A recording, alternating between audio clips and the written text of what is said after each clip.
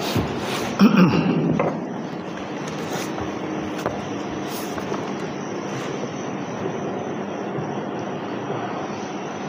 بالله السميع العليم من الشيطان الرجيم. بسم الله الرحمن الرحيم. السلام عليكم ورحمة الله وبركاته. الحمد لله رب العالمين، نحمده تعالى ونستعينه ونستغفره ونعوذ بالله من شرور أنفسنا ومن سيئات أعمالنا. من يهده الله فلا مضل له ومن يضلل فلا هادي له. أشهد أن لا إله إلا الله وحده لا شريك له وأشهد أن محمدا عبده ورسوله.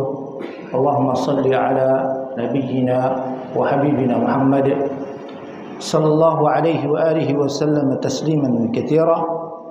أما بعد، قد قال الله جل جلاله في كتابه الشريف: أعوذ بالله من الشيطان الرجيم. إن الذين يغضون أصواتهم عند رسول الله أولئك الذين امتحن الله قلوبهم للتقوى لهم مغفرة وأجر عظيم.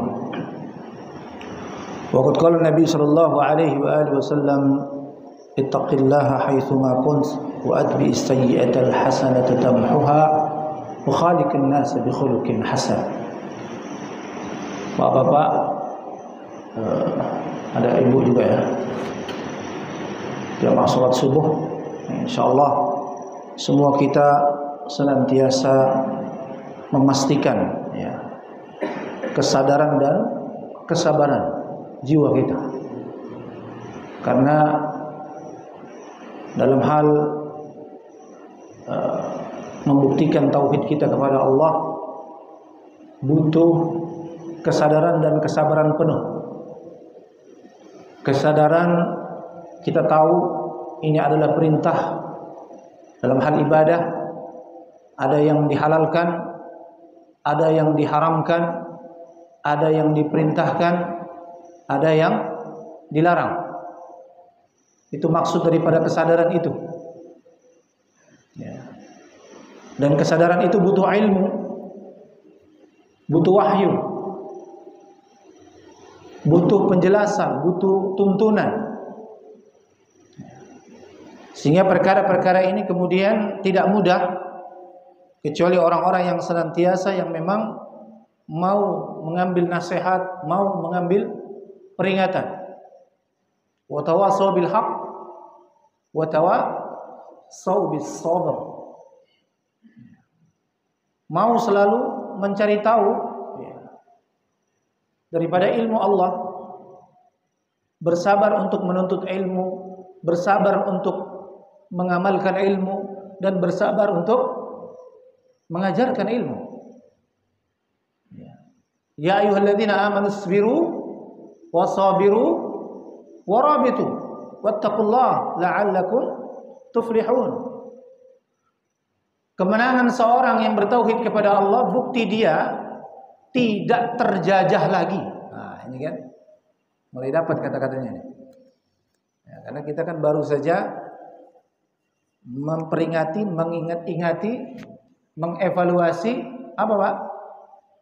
Kemerdekaan kita. Berapa tahun sudah merdeka? 78 tahun. Masya Allah. 78 tahun itu angka yang sudah cukup tua. Bagi siapa? Bagi umat Nabi Shallallahu Alaihi Wasallam. Ada bapak-bapak di sini yang umurnya sudah 78 tahun? Opung kita berapa? 76. Masya Allah ya. Jadi beliau lahir setelah 2 tahun Indonesia merdeka. Ada lagi yang lebih tua bapak-bapak di sini? Sebagai persaksian, sudah paling tua beliau. Masya Allah, tapi kelihatan masih muda. Ya. Alhamdulillah ala kulli hal, kesempatan kemerdekaan ini sesungguhnya adalah menjadi ujian ya. Karena itu bagian daripada nikmat yang akan dipertanyakan.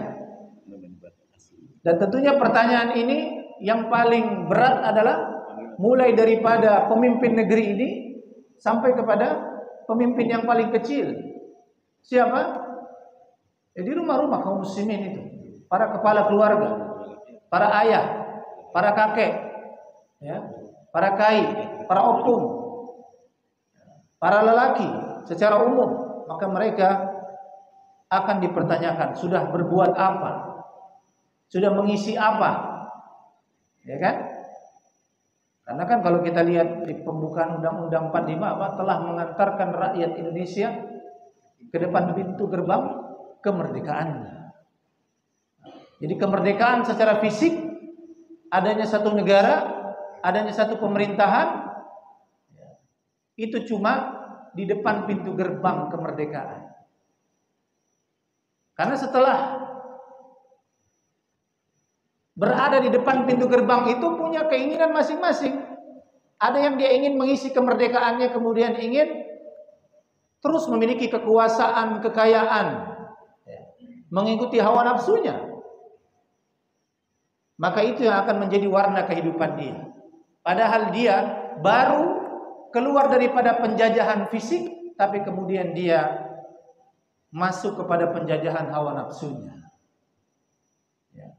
Karena kalau pada waktu-waktu berjuang, semua orang tidak kelihatan kepentingan dan kemauannya. Pokoknya menang dulu sama-sama. Dan ini memang penyakit yang Nabi sallallahu alaihi wasallam sudah mengingatkan kita semua. Ketika seseorang itu tidak melakukannya benar-benar karena Allah, maka akan ketahuan belangnya, ya. Akan terbongkar kedoknya. Ya, waktu kemerdekaan saja baru tahun 45, mulai gonjang-ganjing lah kan, gonjang-ganjing kekuasaan sana kemari, ya, adanya mulai ingkar janji, ya, kecolongan umat Islam, terhapusnya 7 kata, itu kan ada apa? Gerangan. Padahal sudah disepakati, padahal sudah ditandatangani. Ya, nah, baru tuh mulai kelihatan. Ya, apalagi sudah sampai 78 tahun ini. Dan Nabi memang kemudian memperingatkan kita ketika kaum muslimin itu pada berada keadaan yang aman dan nyaman pada negeri mereka, maka sesungguhnya mereka akan mulai terseleksi. Siapa orang-orang yang ikhlas berjuang? Siapa orang-orang yang benar-benar mereka kemudian benar-benar menang, bisa menundukkan hawa nafsunya. Karena ngeri memang hukumannya. Orang-orang yang tidak bisa menundukkan hawa nafsunya, maka Allah Subhanahu wa taala akan menutup jalan hidayah, kebaikan kepada dia. Ya. Afara'aita man ittakhadha ilahahu hawa wa adallahu Allahu ala ilm wa khatama ala sam'ihi wa qalbihi wa ja'ala ala basarihi ghishawa. Kita disuruh merenungkannya. Bagaimana kemudian Allah menjelaskan orang-orang yang berani menjadikan hawa nafsunya sebagai kepentingannya, tujuan hidupnya, mindset hidupnya, mindset kepemimpinannya, mindset dia untuk mengambil kekuasaannya, maka Allah Subhanahu wa taala telah eliminasi dia daripada apa? Ngeri ini. Ya. Wa khatama ala sam'ihi wa qalbihi. Padahal di ayat yang lain Allah menyatakan innal ladzina kafaru sawa'un 'alaihim a anzartahum am lam tunzirhum la yu'minun khatamallahu 'ala qulubihim. Ini standarnya biasanya Allah tegakkan hujjah itu begitu. Hati yang mulai lalai, khatamallahu 'ala qulubihim, berarti hatinya mulai tertutup. Maka Allah tegakkan hujjah apa? Sebelum dia tutup selanjutnya pendengarannya, maka akan ada orang yang menyampaikan nasihat dan peringatan sampai kepada telinganya. Sehingga dia mendengar kebenaran itu, dia mendengar janji-janji itu, dia mendengar peringatan-peringatan itu. Ya. Mau kembali enggak? Mau bersemangat enggak? Mau istiqomah enggak? Mau takut enggak? Kalau tidak juga, maka waliyadzubillah, Allah tutup telinganya. Allah akan tampakkan sesuatu yang mengerikan daripada alam ini. Jadi istilahnya apa? Alam mulai berbicara. Nah, kan ada itu ya. Yang bilang alam berbicara. Apa bahasanya apa? Bapak ingat bahasanya? Apa syairnya Pak? Alam mulai bosan. Ya. Itu kan alam berbicara, itu dahsyat juga itu syairnya ya. Alam mulai bosan. Berbicara karena Allah tampakkan, dan itu ayat jelas. Kalau sudah tidak mau tahu, tidak mau dengar nasihat, ya, maka Allah tegakkan step by stepnya itu tadi. Tapi bagi orang-orang yang menuhankan hawa nafsunya, Allah langsung cut dari pendengarannya.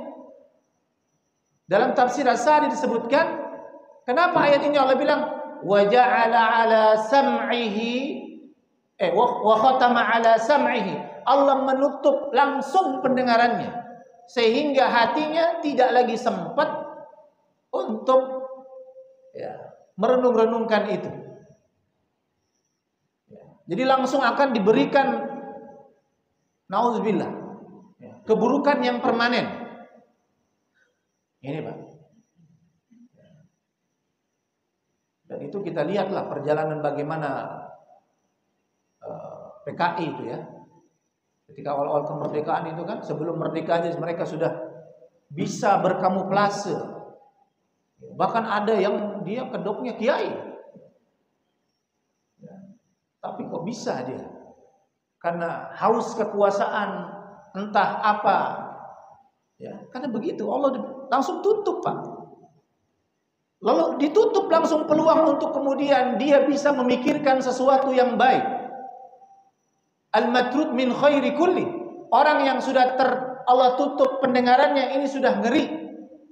Tinggal jatuh ajalnya ataupun peringatan yang besar yang dia Allah tampakkan, mau kembali bertobat atau tidak. Dan kebanyakannya ngedablak terus. Ya, bahkan semakin menentang. Ini Pak. Dan ini semua keadaan-keadaan ini terjadi, yakni memang berawal daripada adanya hilangnya sifat penghargaan pada pengakuan kebaikan pada orang lain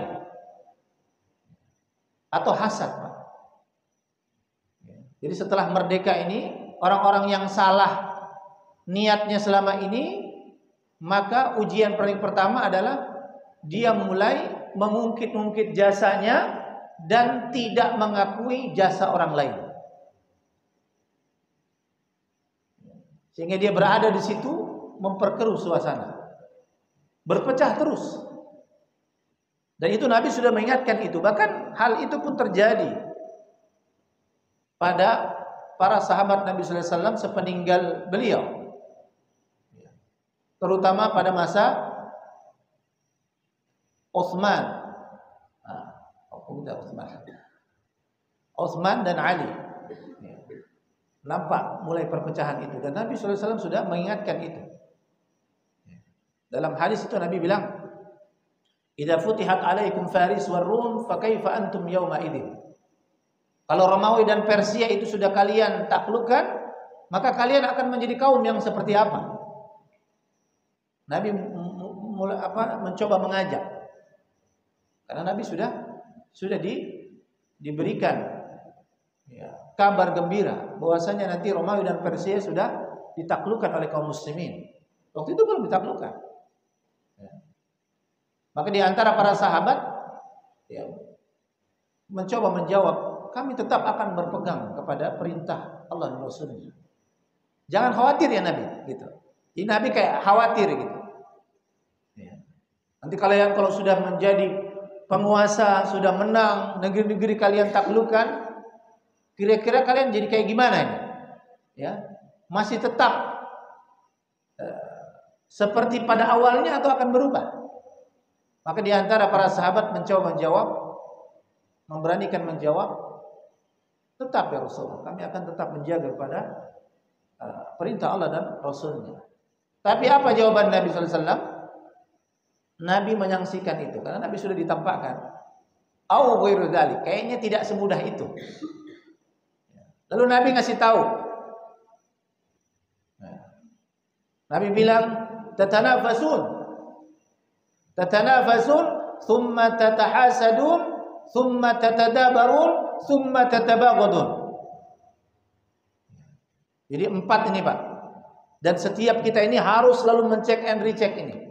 Kalau di awal saja kita ada, lalu kita tidak segera bertaubat, maka akan naik kepada tahap yang kedua, tahap yang ketiga, tahap yang keempat, sehingga tahap yang kelima dalam hadis disebutkan kita akan menyaksikan kaum muslimin akan saling menumpahkan darah.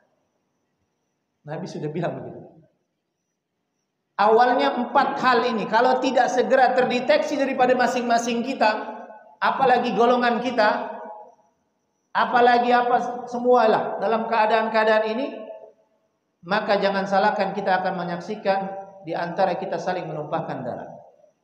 Dan jikalau itu sudah terjadi, maka nasihatnya orang yang terbunuh lebih baik daripada yang membunuh. Orang yang terbunuh lebih baik daripada yang membunuh, Pak. Jadi kalau sudah terjadi di antara kaum muslimin, pegang gitu, Pak. Kita memang benar, tapi yang mau kita adili ini adalah muslim juga, sholat juga sama kita. Kita tahu dia bertauhid kepada Allah, cuma berbeda pendapat, ya. Saking kita sudah kepancing, kok kita bisa menghalalkan darahnya. Ingat, ketika kita punya kemampuan itu, lebih baik kita menahan diri. Karena kita tidak tahu. Dan bahkan itu terjadi di antara para sahabat. Ya. Tapi kalau sahabat masih mending. Kenapa?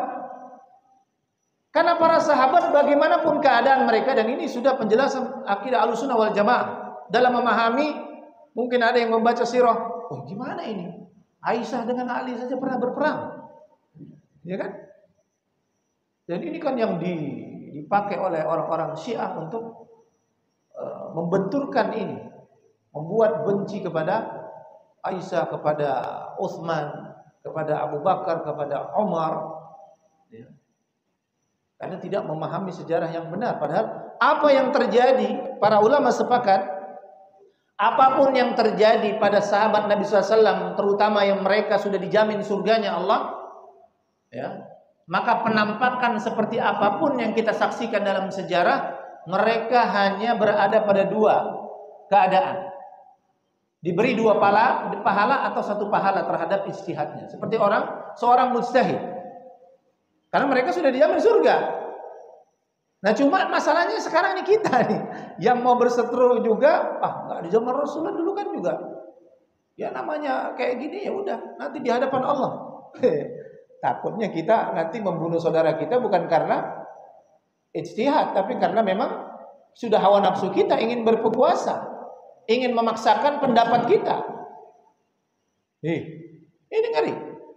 Makanya para ulama menyatakan, ketika pada kondisi itu, orang yang memang kemudian ditakdirkan dia lebih kuat daripada saudaranya sehingga bisa membunuh, tahan diri untuk tidak membunuh, tidak menumpahkan darah. Sehingga tidak serta-merta dengan mudah halal ini darahnya, tergesa-gesa sekali. Ya.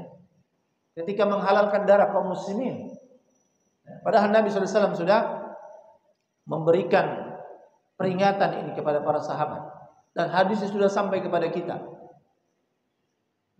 Jadi stepnya tadi, awalnya apa? Tatanafasun. Apa itu tatanafasun?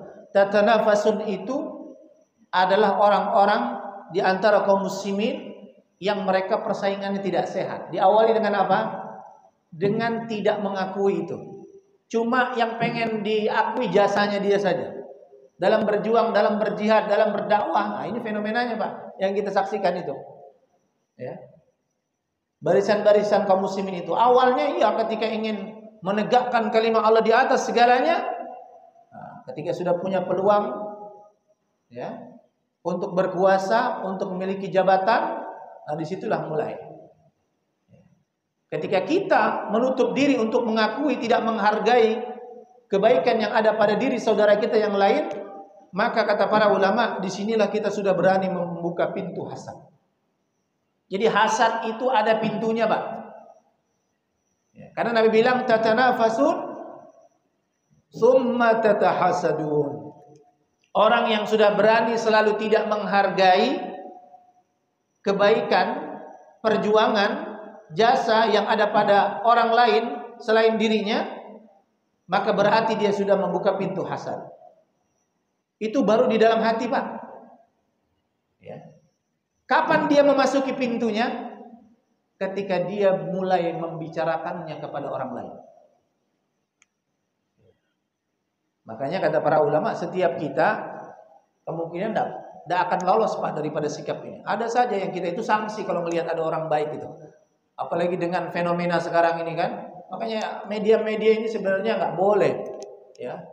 Ketika ada misalnya orang di masjid atau melakukan apa gitu ya, pakai jilbab ataupun pakai cadar ataupun berjanggut, ya, langsung gini, wah ini orang semua curiga, enggak.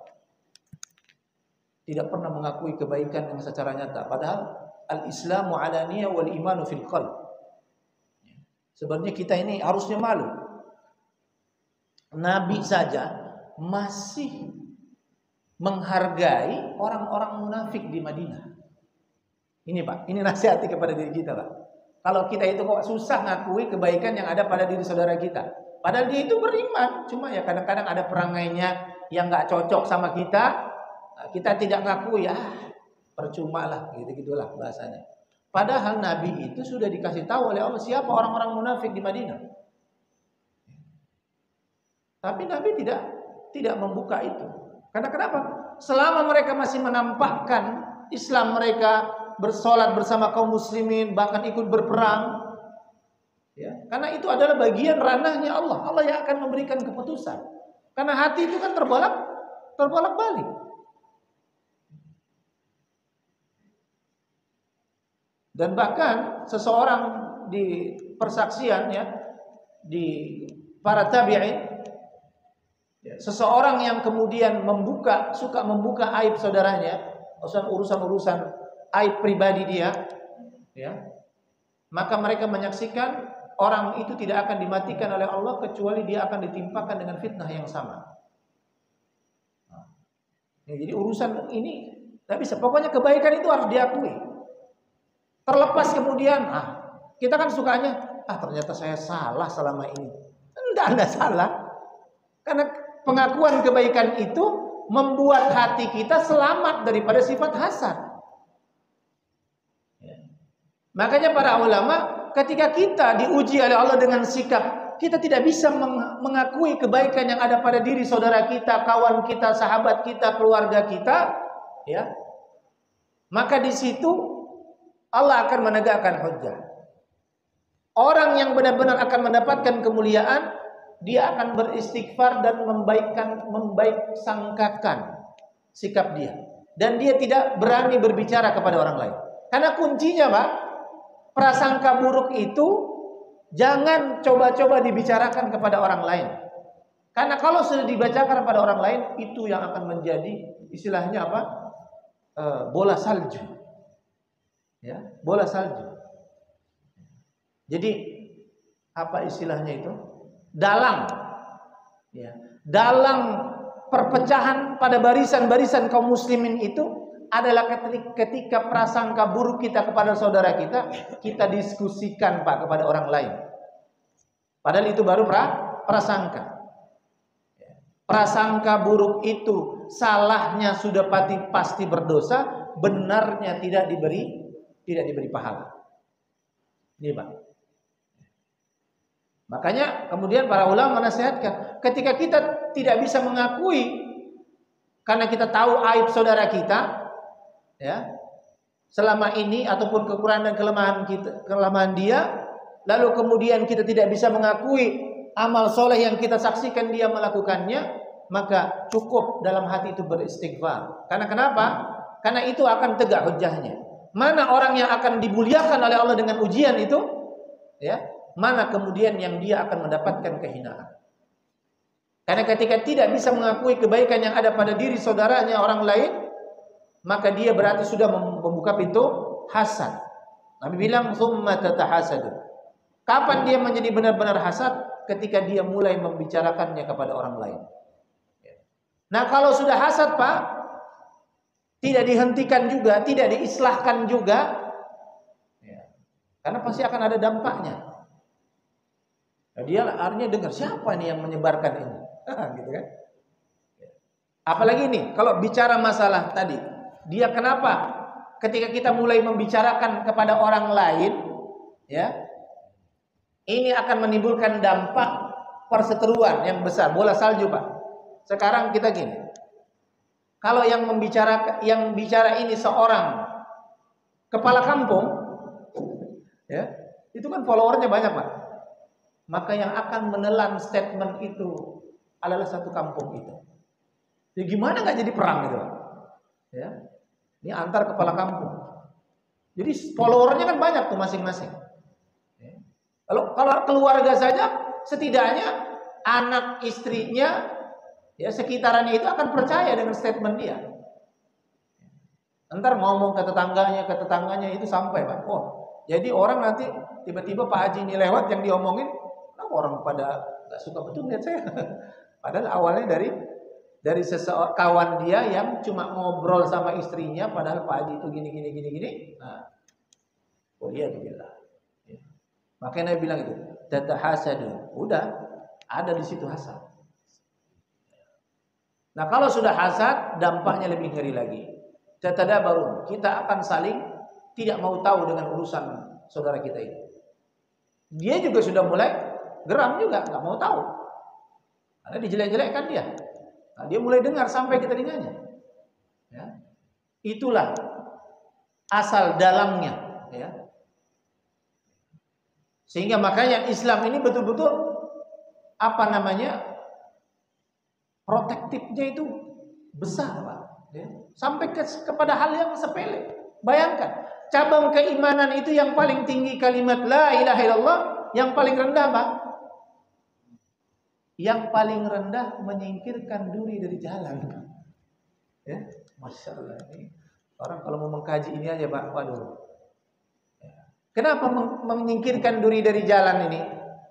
Itu menjadi bukti keimanan yang paling terkecil ini. Jadi orang ketika dia melihat sesuatu yang memudaratkan di tengah jalan, lalu kita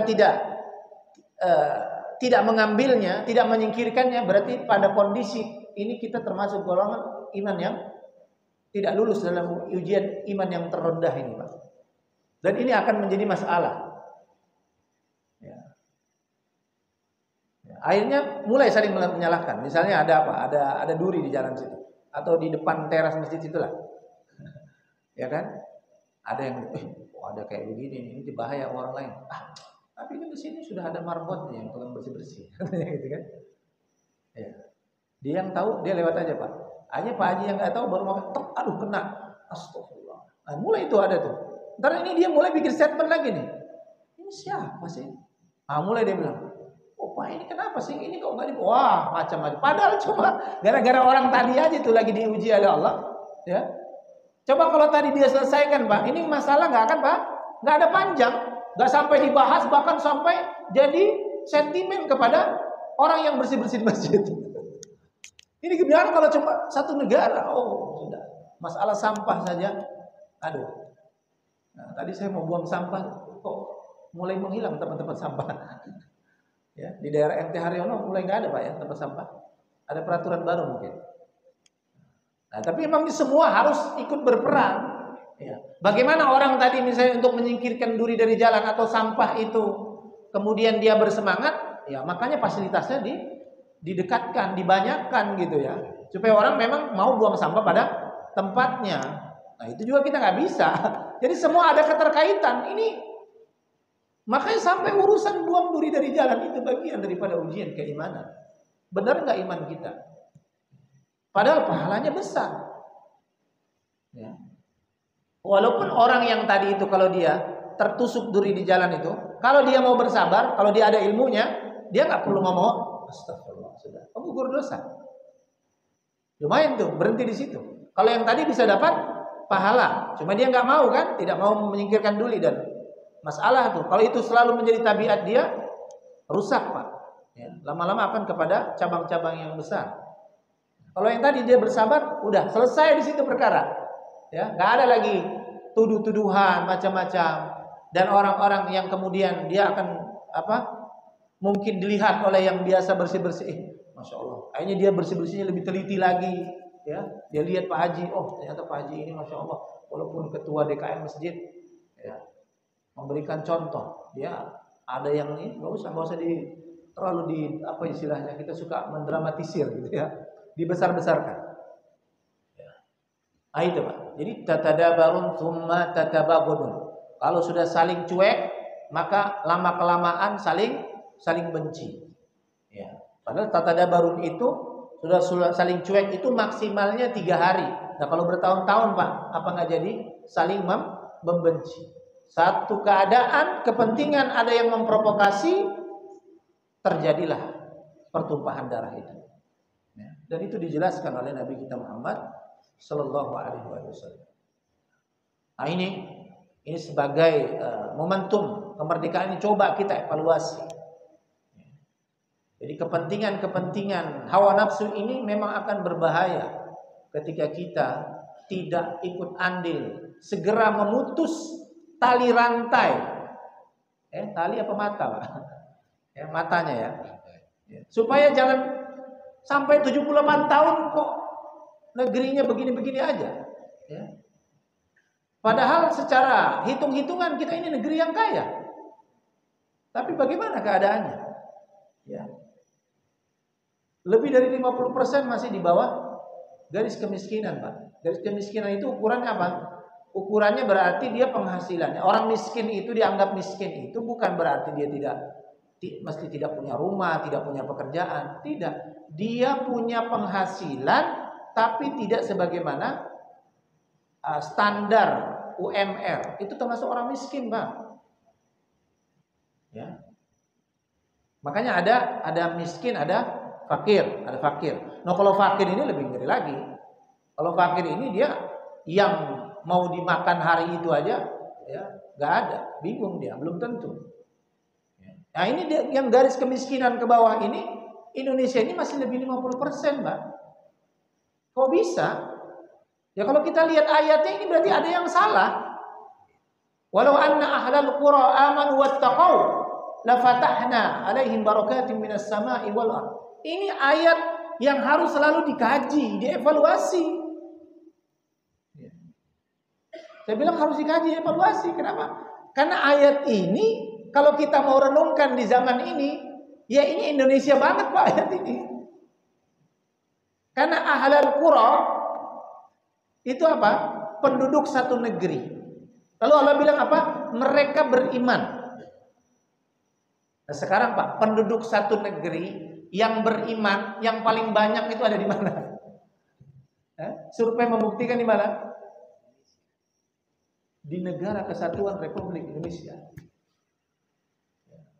Jadi wajah ancaman dunia Islam ini sebenarnya ya, itu potensi besarnya adalah sejauh mana kemudian penduduk negeri ini benar-benar bertakwa kepada Allah, ini akan memberikan efek yang besar kepada dunia Islam. Makanya Indonesia ini jadi sorotan terus, Pak. Pokoknya dibuat gaduh terus. Bagaimana ya, yang mengaku beriman ini, bertauhid ini, bahkan asas negaranya juga, kan negara kita berdasarkan atas ketuhanan yang maha esa. Itu siapa lagi kalau bukan Islam? Tauhid. Ya, bahkan para ahli-ahli di luar agama lain bilang inilah bentuk kecerdasan para pendiri negeri ini yang memang notabene adalah tokoh-tokoh Islam. Kecerdasan mereka membuat undang-undang ini. Ya, itu sudah kita ini tinggal. Makanya para founding father ini mengantarkan rakyat Indonesia ke depan pintu gerbang kemerdekaannya. Dan sekarang ini mulai dikabur-kaburkan. Bahkan mereka kemarin sudah mulai mau merubah kan? Ya, apa istilahnya RUU apalah gitu. Mau dirubah. Ya nggak bisa dirubah. Ya. Kalau mau merubah undang-undang kita ini harus bikin negara baru, Pak. Atau menghidupkan kembali kemarin yang tanda tangan itu. Ya, panitia persiapan itu kan itu mereka yang dipersaksikan lahir negeri ini. Ya, nggak bisa kalau tiba-tiba ini siapa ente mau merubah Undang-Undang 45 dan Pancasila itu tidak bisa. Bikin negara baru. Makanya pernah saya ketika ada isu itu, saya termasuk yang punya kesempatan menyampaikan penjelasan ini. Coba logikanya di mana?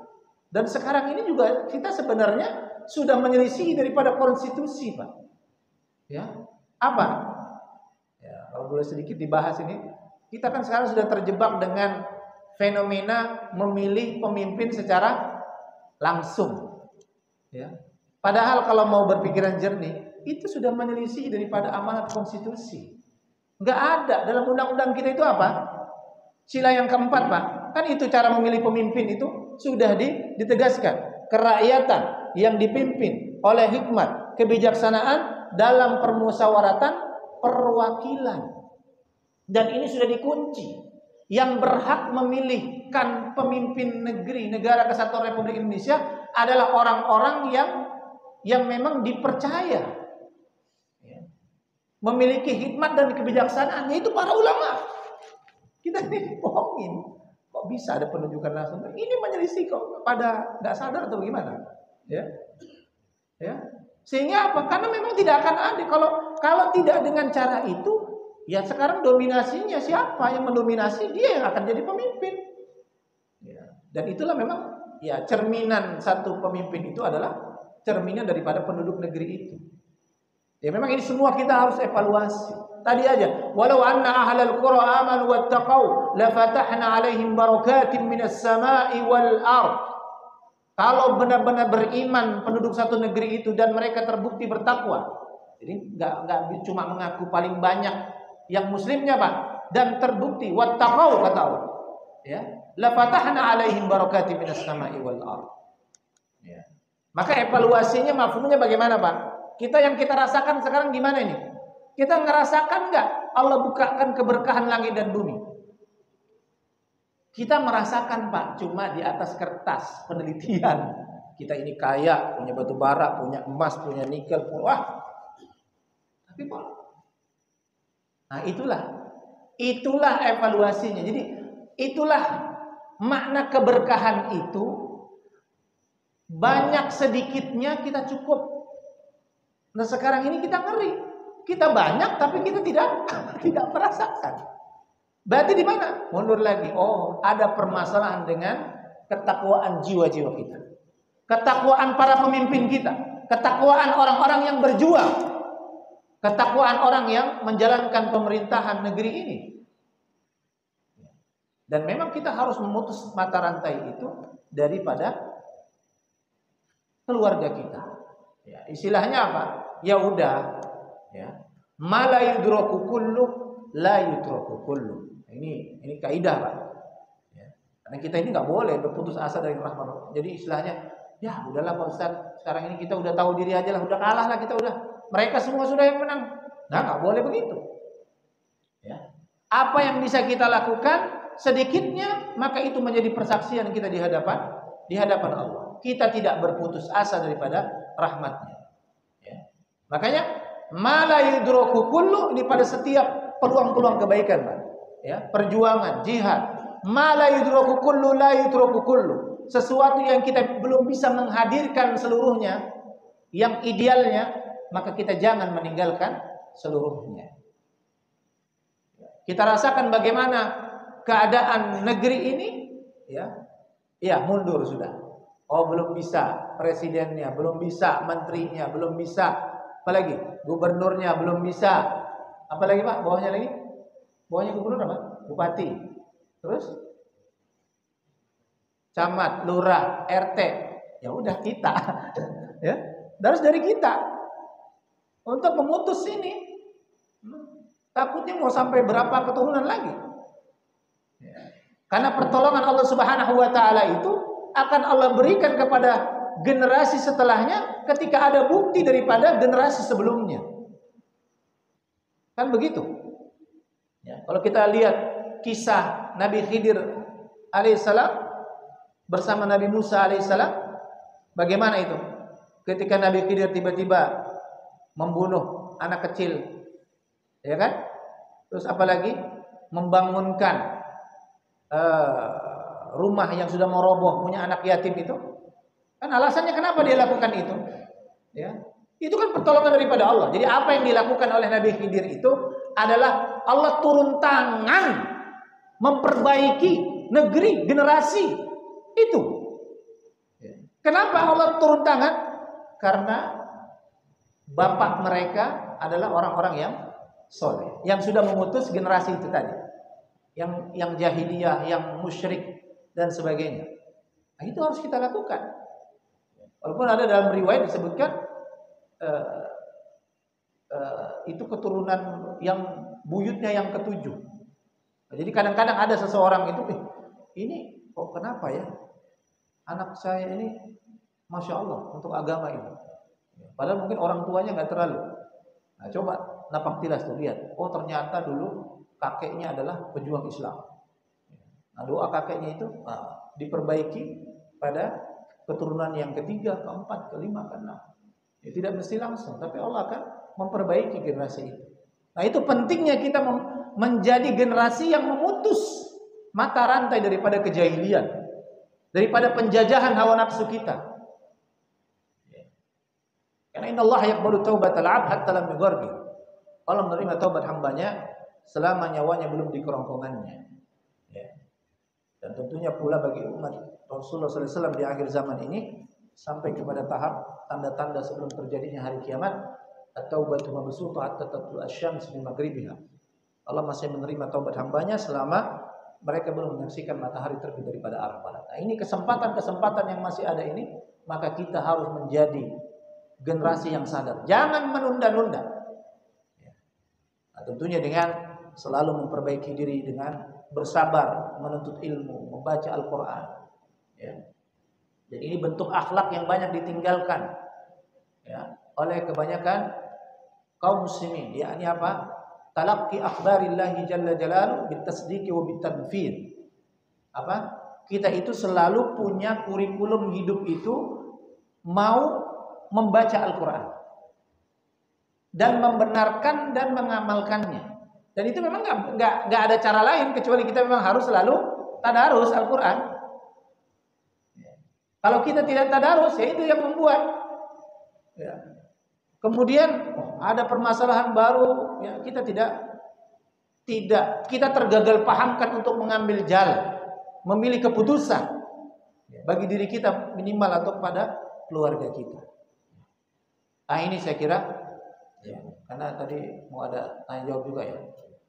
Ya, kira kita cukupkan ya, ini sebagai muqaddimah kembali ya, karena cukup lama jedahnya ya. Sebenarnya saya tadi masih mau melanjutkan pembahasan kita yang berapa waktu lalu ya, tentang syubhat-syubhat. Di antaranya apa? Sikap ketidakadilan kita dalam bersikap terhadap apa yang menjadi perintah dan apa yang menjadi larangan. Seseorang sehingga terjebak ketika dia terhadap hal-hal yang diperintahkan itu ya, sesuatu yang dianggap urusan pribadi masing-masing. Ya, sehingga ketika dia menyaksikan anaknya mencuri dengan anaknya tidak sholat, mana Pak? Mana lebih marah Pak? Mendapati anak yang tidak sholat dengan anak yang mencuri. Jujur. Ya, kebanyakan kita mungkin akan lebih marah ketika anak kita melakukan kemaksiatan, mencuri, berzina dan sebagainya. Padahal ya, ini sikap yang salah, tidak adil di hadapan Allah. Padahal harusnya kita lebih marah yang tidak sholat. Karena orang yang mencuri, berzina ini masih ada kemungkinan diampun, bertaubat kepada Allah, diampun ya Allah. Tapi kalau orang yang memudah-mudahkan meninggalkan perintah Allah, naudzubillah, dia terancam pada laknat Allah. Ya. Dan itu yang terjadi pada iblis. Iblis itu mendapatkan laknat Allah karena apa? Karena melanggar perintah Allah, bukan melanggar larangan Allah. Nabi Adam alaihissalam berbuat salah, diterima taubatnya karena apa? Karena dia melanggar larangan. Ya. Wala taqrabu hadhihi syajarah. Nah, ini yang mindset ini yang harus dipastikan, jangan salah bersikap sehingga kita tidak adil. Waliyadzubillah, syubhat ini terus terjadi, ternyata kita tidak benar-benar berakhlak di hadapan Allah. Sepertinya berakhlak di hadapan manusia, tapi kita tidak berakhlak kepada Allah Subhanahu wa taala. Allah taala. Baik. Saya kira cukup dan dipersilakan kalau memang ada yang ingin ditanya. Assalamualaikum warahmatullahi wabarakatuh, Ustaz. Alhamdulillah Ustaz, itu penjelasannya luar biasa, sangat general sekali. Kalau boleh saya tanya Ustaz, ini Presiden itu mendapat tugas dan dia sudah mencoba membagi tugasnya habis kepada kementerian-kementeriannya. Salah satunya Kementerian Agama. Kalau boleh tahu nih Ustaz, fungsi Kementerian Agama ini apa sih sebenarnya? Kita sudah sadar bahwa Islam mengakui bahwa kita mayoritas. Di situ ada Direktur Jenderal yang disebut dengan khusus untuk Islam. Nah, tugas mereka ini menyampaikan Al-Quran apa tidak ini? Tadi Ustaz mencoba membahas satu ayat atau sekelompok ayat yang berhubungan dengan kepemerintahan, yang berhubungan cara memimpin. Padahal kita sadar betul bahwa Al-Quran itu adalah pedoman hidup kita. Nah, ini yang seharusnya mereka, menurut saya, seyogianya kita perlu mengingatkan Kementerian Agama khususnya Direktur Jenderal Islam itu untuk menyampaikan ini kepada Presiden di dalam melaksanakan dia sebagai khalifah di muka bumi Indonesia ini. Jadi artinya apa? Mari kita sudah memilih pemimpin, tentunya kita mengingatkan pemimpin. Bagaimana supaya kita ini berkah negara kita ini. Kira-kira begitu Ustaz. Terima kasih. Assalamualaikum warahmatullahi wabarakatuh. Ya. Insyaallah. Jazakallah khair. Ya, hukum kita ya. Uak kami namanya uak. Ini mungkin lebih kepada usulan ya. Ya. Cuma kebetulan saya belum punya kekuasaan di negeri ini. Tapi walhasil kalau sejarah yang kami ketahui ya, jadi Departemen Kementerian Agama itu ya, itu adalah juga konsekuensi daripada terhapusnya 7 kata itu. Ya. Jadi 7 kata ketuhanan dengan menjalankan syariat Islam bagi pemeluknya. Kayaknya ada 7 kata itu ya. Nah, kan itu kan ya, isunya ada yang mempertentangkan dari Indonesia Timur, ada kalangan luar Islam. Kalau saya lihat itu siasat para founding father kita. Ya, karena ketika konsen di situ mereka berhasil menghapus, tapi kan diganti dengan kata yang maha esa. Dan isinya undang-undang banyak yang semua memang warnanya sesuai dengan Al-Quran dan Sunnah. Jadi kita juga nggak boleh Pak, nggak boleh kita terbawa isu, ini bukan atas secara letterlock gitu ya, ini Al-Quran dan Sunnah. Tidak, kalau kita mau renungkan semua butir-butir itu adalah semua hasil tadabbur daripada Al-Quran dan Sunnah. Ya. Bahkan pada pembukaan undang-undang saja kan tidak ada yang berani merubah. Atas berkat rahmat Allah, bukan Tuhan di situ. Ya. Atas berkat rahmat Allah yang Maha Kuasa. Dan orang-orang di luar Islam tidak bisa kemudian mempertentangkan itu. Karena memang para pejuangnya adalah kaum muslimin, ulama dan santri.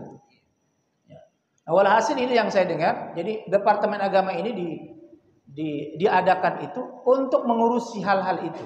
Jadi urusan syariat itu dijadikan satu departemen, ya, supaya tidak kelihatan ya itu ya mungkin pada waktu itu pun fobia dengan negara Islam, karena kan memang masa-masa kita ini kalau daripada apa yang diisyaratkan oleh Nabi SAW ini adalah masa-masa mulkan jabri, ya, kepemimpinan yang diktator, negeri-negeri yang dipimpin oleh pemimpin yang memang mereka sebenarnya tidak layak untuk memimpin, tapi mereka punya kekuasaan, ya, punya pengaruh, punya kekuatan yang sehingga kaum muslimin kebanyakannya dipimpin oleh pemimpin yang memang mereka sebenarnya tidak serak-serak amat gitu. Dan ini memang ujiannya. Tapi kita tidak boleh juga ya udah deh gitu, enggak.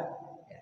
Tapi alhamdulillah dengan adanya Kementerian Agama ini sehingga kaum muslimin, makanya urusan-urusan syariatnya itu diperhatikan. Tapi pada perjalanannya ternyata ya begitulah namanya, yang ternyata yang menjadi di kementerian juga mungkin atas dasar pesanan ini dan itu bukan betul-betul orang-orang yang ahlinya, ya kita lihat.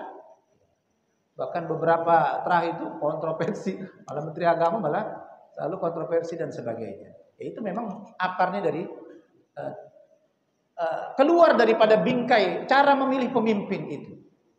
Ya, cara memilih pemimpin itu memang yang berhak ngomong mengusulkan pemimpin itu sebenarnya harus yang memang lulus seleksi dengan benar, dengan kriteria yang memang diakui oleh orang-orang yang terpuji, orang-orang yang terbukti, masyarakat mengakui dia ulama dan sebagainya. Oh ini kan enggak. Sekarang ya siapa yang punya uang, siapa yang ini dan sebagainya. Karena penunjukan secara langsung dan dominasinya adalah lebih kepada kepentingan-kepentingan pragmatis gitu ya istilahnya.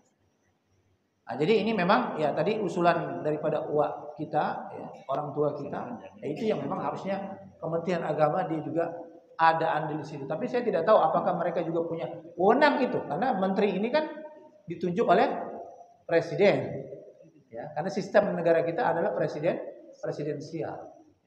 Dan sebenarnya ranahnya harusnya di MPR itu. Kalau dulu kita kan ada istilahnya majelis tertinggi negara, majelis tinggi negara, dewan eksekutif, yudikatif ya gitu. Atau kalau sekarang apa masih ada apa sudah dibongkar-bongkar. Nah, maka ini memang menjadi evaluasi kita. Jadi kita sebenarnya perangkat-perangkat norma-norma yang sudah ada, tapi yang menjalankannya ini maunya dengan cara mereka. Dan memang ini adalah kita harus hadir, Pak. Mereka senang kita yang paham-paham apa istilahnya yang mau murni dan sebagainya itu ya. Kemudian ya, tidak betul-betul berjuang juga, tidak merapatkan barisan. Nah, ini yang membuat sehingga tidak kunjung ya permasalahan-permasalahan itu semakin rusak. Ya kita berdoa kepada Allah dan doa ini adalah juga. Nah, maka ada satu doa yang coba kemudian Nabi sallallahu alaihi wasallam, ada lagi yang mau ditanyakan? Udah ya, kayaknya cukup ya. Nah, ada satu doa yang mudah-mudahan karena kita ini sudah dekat-dekat ini kan mau memilih pemimpin kita ini ya. Maka ada satu doa yang daripada riwayat Aisyah radhiyallahu taala anha ya. Aisyah mendengar Nabi sering berdoa dengan doa ini ya. Jadi lafaz hadisnya itu Allahumma man waliya min amri ummati fashaqqa alaihim fashquq alaih wa man waliya min amri ummati syai'an farafaqa bihim farfuq bihi gitu. Itu lafaz hadisnya begitu. Itu doanya Nabi. Walaupun nanti konteksnya lafaznya di sini karena kita yang berdoa ya kita rubah bukan lagi min ummati ya. Jadi bisa kita ucapkan Allahumma man waliya min amril muslimina syai'an fashaqqa alaihim fashquq alaih. Maknanya ya Allah barang siapa yang engkau akan putuskan mereka mengurusi urusan-urusan kaum muslimin ya. Karena kepemimpinan itu, kekuasaan itu Allah berikan kepada siapa saja yang Dia kehendaki. Dan itu kembali kepada cerminan daripada penduduk negeri itu. Dan inilah fungsi doanya. Kalau kemudian Allah lihat kita ini kayaknya memang belum layak mendapatkan pemimpin yang dijanjikan, yang sesuai, yang meninggikan kalimat Allah di atas segalanya, maka kita minta kepada Allah untuk janganlah ya Allah, janganlah kami diberikan lagi beban ini supaya umat ini bisa diperbaiki gitu. Ya. Jadi dalam doa itu Allahumma man waliya min amril muslimina syai'an fashaqqa alaihim fashquq alaih. Ya Allah, jikalau ada di antara umat ini yang akan mengurusi, yang akan berkuasa pada urusan-urusan kaum muslimin, lalu mereka punya perencanaan ya, kepentingan-kepentingan yang akan menyulitkan kaum muslimin, maka susahkanlah mereka ya Allah untuk tidak jadi pemimpin di antara kaum muslimin. Kurang lebih bisa maknanya begitu. Nah kita doakan juga. Jangan-jangan selama ini kita tidak mengamalkan doa ini nih. Ya, karena kemudian Nabi juga mendoakan Allahumma man waliya min amril muslimina syai'an farafaqa bihim farfuq bihi ya rabbal alamin. Ya Allah, jikalau ada di antara umat ini golongan orang-orang yang mereka punya peluang untuk menjadi pemimpin dan mereka terbukti ya benar-benar bersahabat, loyal kepada kepentingan urusan-urusan kaum muslimin, maka mudahkan mereka ya Allah untuk menjadi pemimpin di antara kaum muslimin. Nah, itu doanya, Pak. Ya. Mudahan ini semua bisa hafal. Coba kita ulangi ya. Allahumma man waliya min amril muslimina syai'an fashaqqa alaihim fashquq alaihi wa man waliya min amril muslimina syai'an farafaqa bihim farfuq bihi ya rabbal alamin ya rabbal alamin ya akramal akramin. Ya. Itu ya, itu wasiat kami. Ya, sering-sering kita selipkan doa ini ya, sehingga mudah-mudahan bagaimanapun keadaan kita ya, mungkin masih sedikit yang betul-betul membuktikan tauhidnya kepada Allah, tapi dengan doa ini Allah kemudian anugerahkan segera ya, kepada kita pemimpin yang benar-benar Allah janjikan ya, yakni akan meninggikan kalimat Allah di atas segalanya sehingga memudahkan urusan-urusan kaum muslimin ya. Sehingga pemimpin dan kementerian agamanya klaps ya, benar-benar ya menegakkan amanat daripada hilangnya 7 kata tadi ya, yang sejarah yang saya baca itu. Jadi hadiah untuk mengobati duka larak yakni hilangnya 7 kata itu adalah lahirlah Kementerian Agama yang mengurusi secara khusus urusan-urusan syariat ya, urusan-urusan ibadah muamalah di antara kaum muslimin. Kan Kementerian Agama kan ngurusin nikah, urusan apa muamalah, haji apa semua ya. Itu ada di kementerian itu. Maka namun cuma pada sistem presidensial ya, kementerian itu ya di bawah langsung presiden. Jadi memang warnanya tergantung daripada warna presidennya. Ketika mereka bisa akan lebih benar-benar mencerdaskan ataupun memudahkan urusan-urusan kaum muslimin, kemudian menegakkan kalimat Allah di atas segalanya pada urusan-urusan kaum muslimin di negeri ini. Wallahu ta'ala alam. Kita akhiri dengan doa kafaratul majlis. Subhanakallahumma wa bihamdik, asyhadu an la ilaha illa anta, astaghfiruka wa atubu ilaik. Walhamdulillahirabbil alamin. Sallallahu ala nabiyyina Muhammadin wa ala alihi wasallam. Billahi taufiq wal hidayah. Wassalamualaikum warahmatullahi wabarakatuh.